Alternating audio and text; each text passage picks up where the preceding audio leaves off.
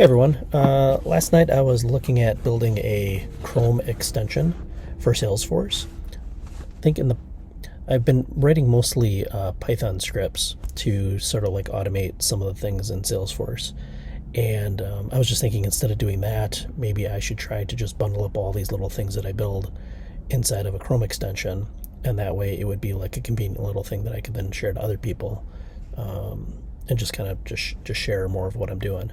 But in the process of researching how to build Chrome extensions and how to do Salesforce Chrome extensions, I stumbled on this presentation, and it's actually from the guy that makes Organizer for Salesforce.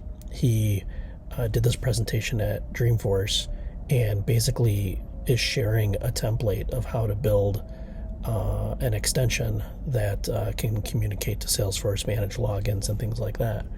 So I just thought I'd share this presentation. I'll put a link to it in the description. And yeah, for those of you that aren't familiar with Organizer, it's really good for managing logins, but then also you can like query data. You can see field data for a record, even though it's not on the page layout. And you can modify data and do all kinds of really cool stuff. It's a tool that kind of floats on top of your page. So like right here, it's I pay for a licensed version of it, and I guess it's one of those tools that is sort of a must-have to make life easier for both admins and developers. So he is basically sharing like everything you need to know in order to build your own extension, and gives you the source code to get you started. So I started going through that last night. So this is the Organizer extension here. His little free one is the amazing Salesforce Chrome extension.